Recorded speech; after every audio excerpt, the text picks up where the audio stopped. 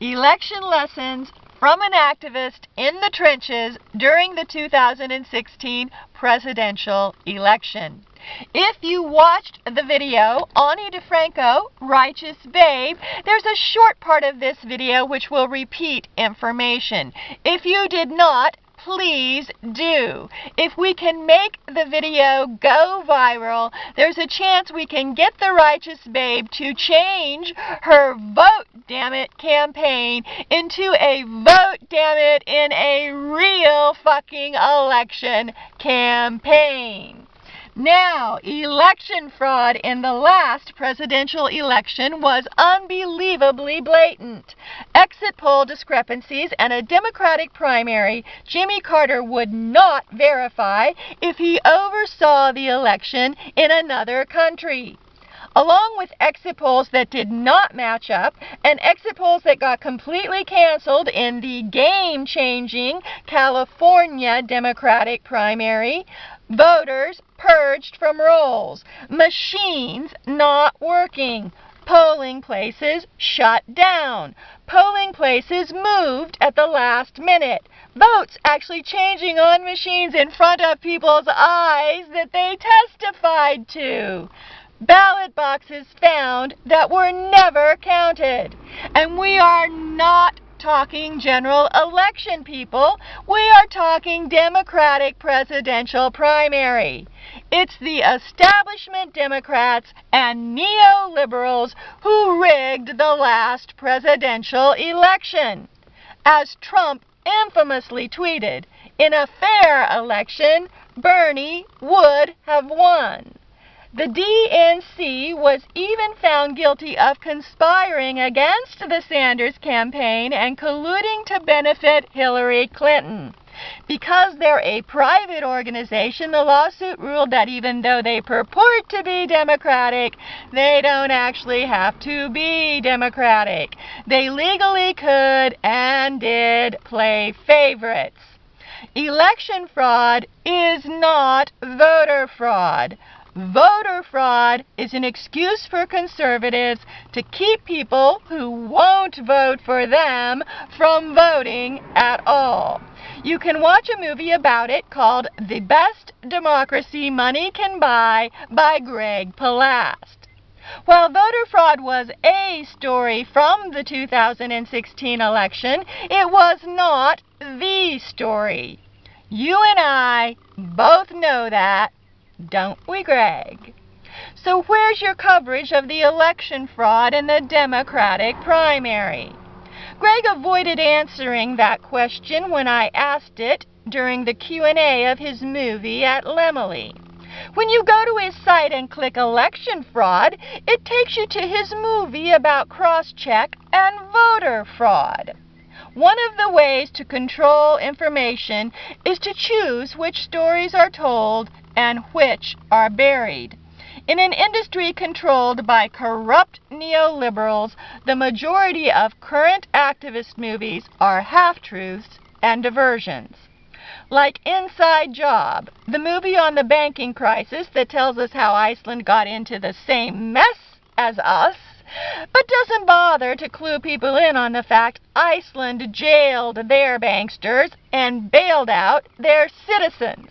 Iceland's economy is now booming. Kind of an important part of the story, not told. Our elites, neocons, and neoliberals alike both get payola from the banksters. Can't have Americans getting all Icelandic and shit. You can see the problem with a movie that supposedly covers the 2016 election that does not even mention election fraud in the Democratic primary. People who get their news from our propagandized media will think voter fraud was the reason Trump got elected. During my attempts to secure exit polls in the California Democratic primary when they were abruptly canceled, I discovered not only are our elections corrupt, but the organizations and people heading up our so-called election integrity movement are well-placed shills working for the people, corrupting our elections. I'll make a video of my investigative reporting of Trust Vote and their compatriots, giving you the blow-by-blow account of my experiences during my petition. For now, you can hopefully read at least some of what I actually wrote in the updates at the end of my documentation page on archangelware.com, ARCHangelWARE.com. You can also try clicking the link to my Change.org petition, but last time I tried, it told me the petition did not exist. When I went first to the Trust Vote website, it had all kinds of interesting information, like how they paid financial awards to people running elections. As soon as I reported on this, the website got an overhaul.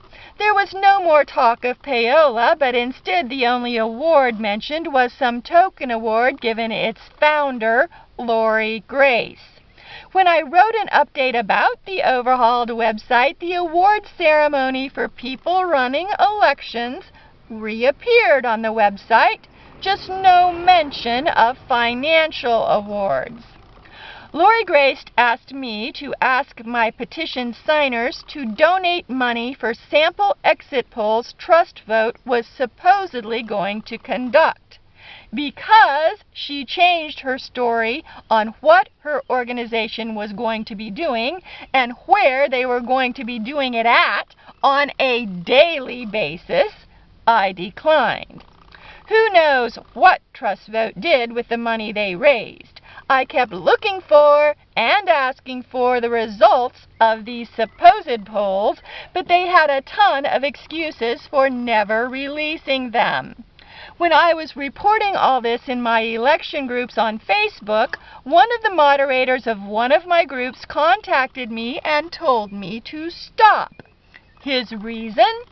The people I was reporting on ran the election groups on Facebook. I asked Amy Goodman and her peeps at Democracy Now! To investigate Trust Vote, but they never responded to my request or to our petition to conduct exit polls.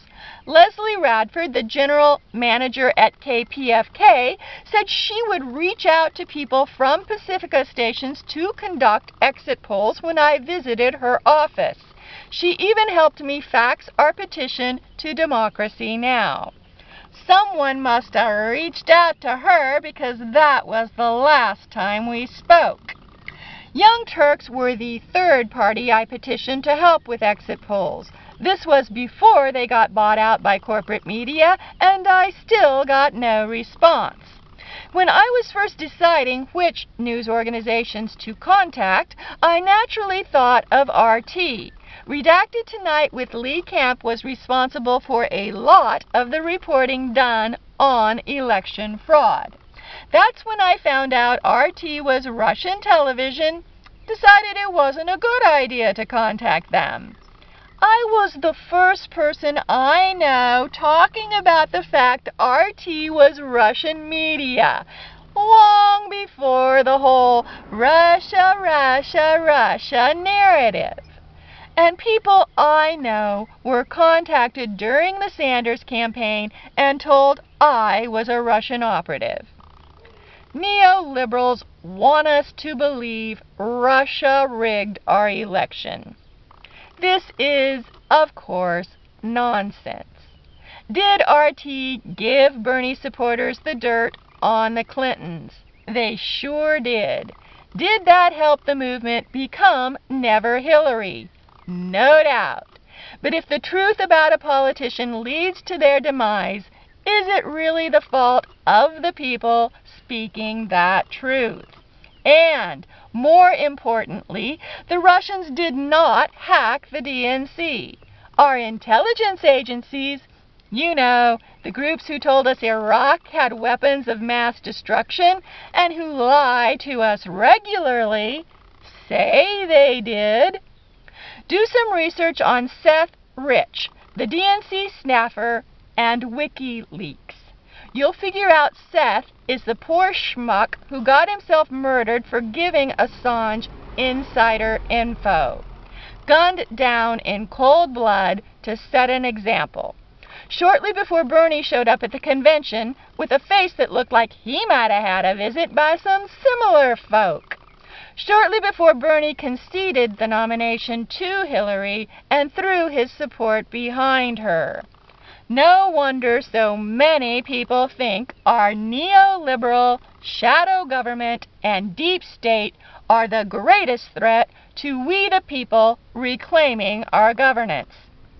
In that regard, Sanders and Trump supporters agree.